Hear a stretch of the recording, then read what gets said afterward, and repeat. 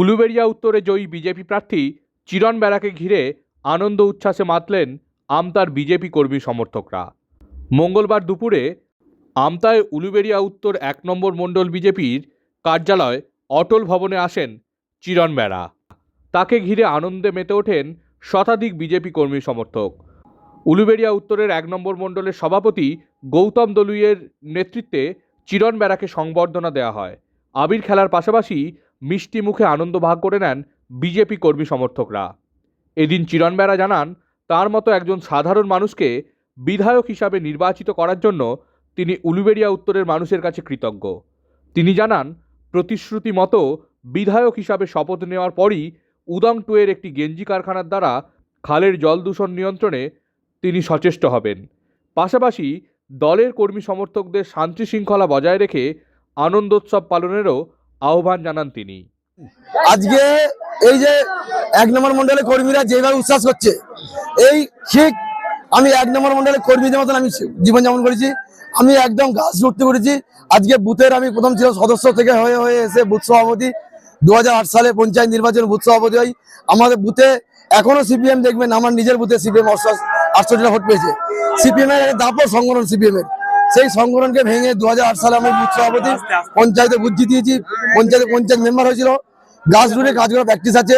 আজকে কর্মীদের যেমন উচ্ছ্বাস, আর আমার মনে উচ্ছ্বাস যে একজন ভারতীয় জনতা পার্টিকে যে গাছ রুটে কর্মীকে উঠে থাকা বিজেপি টিকিট দেওয়ার জন্য ভারতীয় জনতা পার্টির আমি সমস্ত উচ্চ ভারতের নেতাদের আমি ধন্যবাদ জানাই, যারা গাছ রুটে কর্মীকে টিকিট দেওয়ার জন্য। প্রথম লক্ষ্য থাকবে, দেখুন উলুবেড়িয়া উত্তরবাসীর কাছে একটাই লক্ষ্য, স্বাস্থ্য আর শিক্ষা।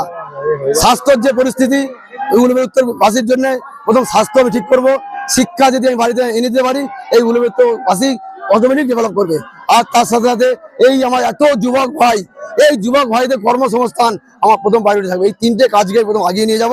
আর তার সাথে সাথে নরেন্দ্র মোদীজি যে প্রকল্পগুলো চলছে বা পশ্চিমবাংলা আসেনি, সেই প্রকল্পগুলোকে আমি প্রথম নিয়েছে উলুবেড়িয়া উত্তর বিধানসভাবাসীকে আমি উপহার দেবো। আমি শপথ গ্রহণের পর আপনি দেখতে পাবেন এই মাসের মধ্যে ওই কারখানার মালিক আর বিডিও সাহেবকে বলে যাচ্ছি, হুঁশিয়ারি যাচ্ছি, যদি না সঠিকভাবে খাল কাটা, এক্ষুনি ওই খাল কাটিয়ে পাঁক তুলতে হবে আর দূষিত জলকে শুদ্ধ করে ফেলতে হবে। যদি না করে, আমার কাজটা প্রথম দেখে আমি কি করতে পারি। আর এইটা চ্যালেঞ্জ, আমি এই কাজ প্রত্যেকটা কৃষককে নিয়ে করেছি, গরিব প্রান্তিক কৃষককে নিয়ে করেছি আন্দোলন। এই আন্দোলন আমি চালিয়ে যাব আর এই আন্দোলন করব।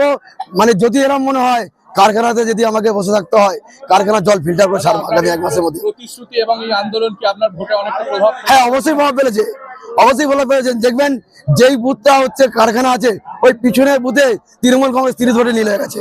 আপনি কর্মী সমর্থকদের উদ্দেশ্যে সর্বশেষ কি বার্তা দেবেন? কর্মী সমর্থকদের উদ্দেশ্যে বার্তা একটাই দিতে চাই, আমার ভারতীয় জনতা পার্টির কর্মীরা, আমার তরফ থেকে অনুরোধ, আপনারা জানেন এতদিন বিরোধী ছিলেন, আজকে শাসক এসছেন, আপনারা কোনো জায়গায় অশান্তি শৃঙ্খলা সরাবেন না।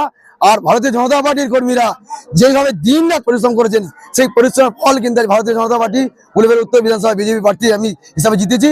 তাই এই জয় আমার জয় নয়, এই জয় উলুবেড়িয়া উত্তরবাসীর জয়। কিন্তু তার সাথে সাথে আমার কর্মীদের আমার তরফ থেকে মানে গৈরিক অভিনন্দন জানাই, যে ভারতীয় জনতা পার্টির কর্মীরা যেভাবে পরিশ্রম করেছে, সেই পরিশ্রমের ফল কিন্তু আজকে এই ফল হয়েছে।